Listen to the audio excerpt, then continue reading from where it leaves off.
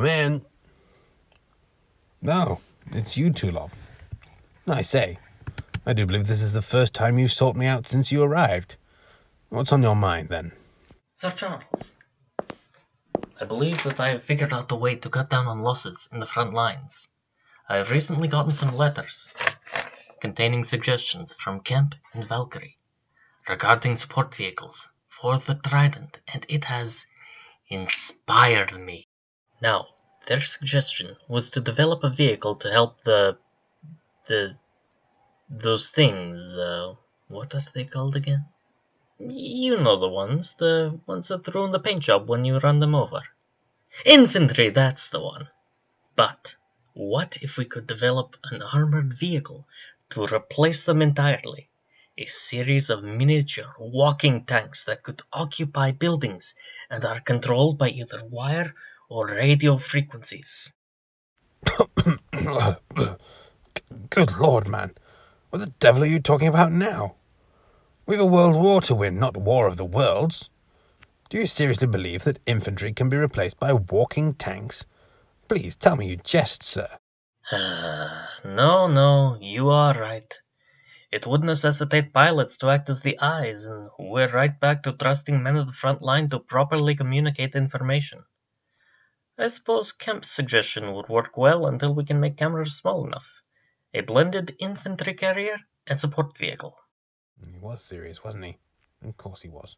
Why are you surprised every time, Charlie? Well, yes, let's shelve the literal mechanized infantry until our technology has managed to catch up with your mind, T.E.A.B.A.G? Tell me more about Kemp's suggestion. Is this an infantry tank with a passenger compartment or an armoured personnel carrier with a turret we're talking about? Though I confess the idea of either has some merit in the imagination. The short answer is yes. The minds at Kemp suggest a lightly armoured APC to follow the tanks on pushes and rapidly move infantry into place. The vehicle would have what amounts to an infantry close support gun mounted on it. They suggested an M2 cannon to simplify logistics, but that thing is hard enough to use in the relatively spacious confines of an infantry tank. We would need something smaller or shorter, I think. An autocannon or a howitzer.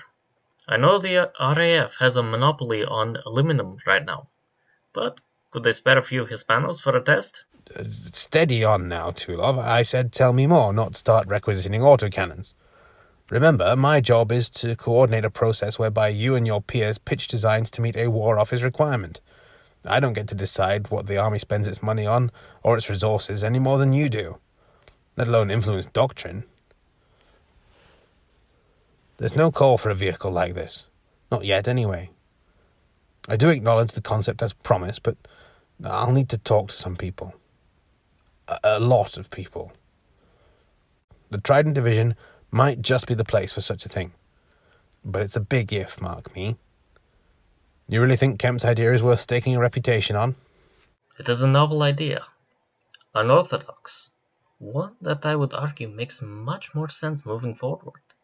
The German movement through Ardennes showed us the power of mechanized infantry, and we already use close support weaponry in conjunction with infantry squads. It's not mechanical soldier levels of war winning, but I do say that it's an idea that would definitely have great merit. One worth me begrudgingly shelving my arachnid APCs for.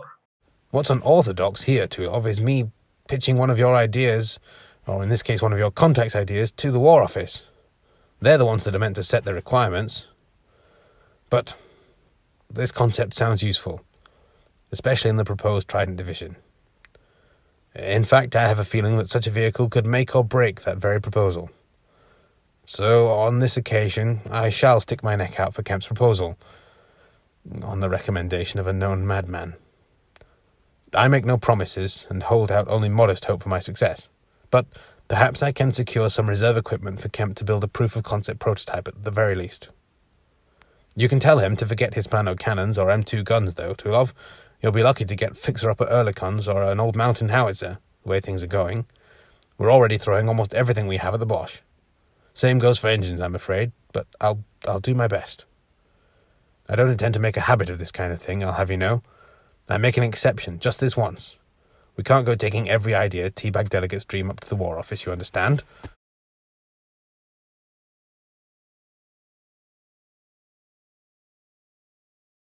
Friends, I welcome you back to this, the 6th gathering of the third-party engineering and acquisition of British Armour Group.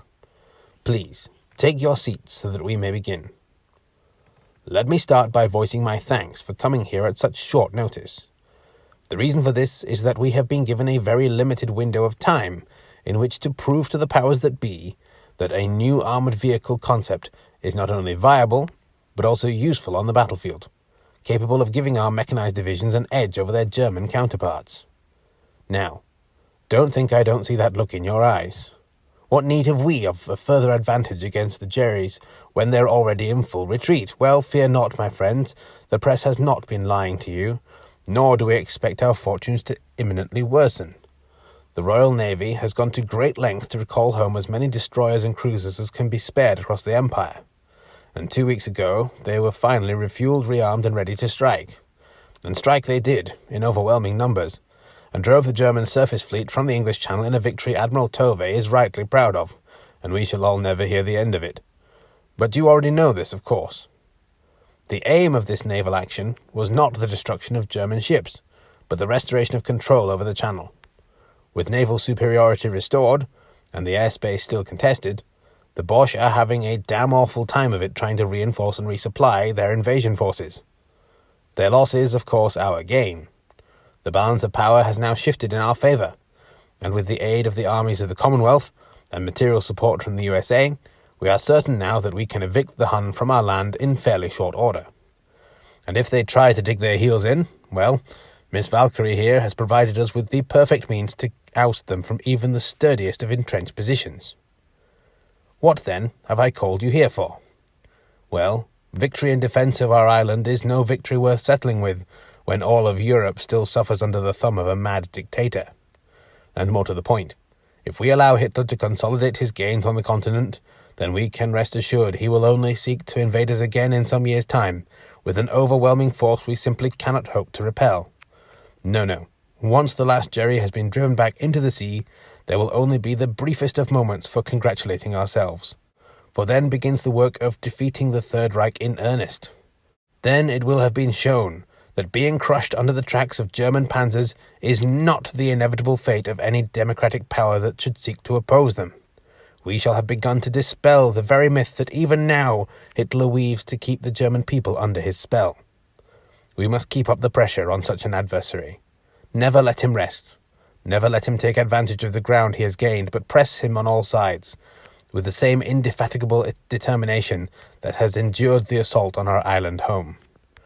To that end, the army is already pulling together a new and improved British Expeditionary Force, which will take the fight to this so-called Third Reich. And the spearhead of that force will be an elite armoured division by the code name of Trident Division. I cannot disclose much about that just yet, though I am sure you'll all get the general idea. The plan had been to equip the mechanized infantry of said division with arachnid APCs, but through a somewhat irregular set of circumstances, we have been tasked with presenting my contact at the War Office with a proof-of-concept prototype for an entirely new kind of armoured vehicle. We have decided to call it the Infantry Combat Support Vehicle, and, in short, it will combine the capabilities of an armoured personnel carrier with a close support tank into a single vehicle. In this way, it is hoped that the Trident Division can use only 2 types of armoured vehicle rather than 3 or more, and thus greatly simplify logistics. Your job, then, is to devise and construct a prototype of such a vehicle.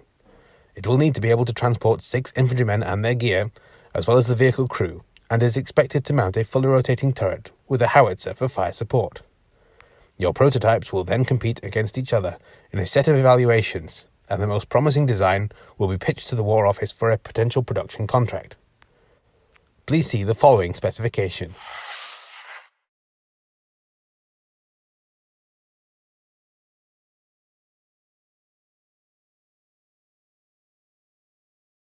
All of the parameters are entirely your choice if they are not listed in the specification. Vehicles that do not meet the fixed criteria in any of the categories will be disqualified, scoring 0 for that category. So please, do read the specification very carefully before you set to work. Your deadline for this task, ladies and gentlemen, is the 4th of April, 2 weeks hence. As ever, I'm happy to take any further questions before you leave. Otherwise, thank you for coming tonight, good night, and good luck.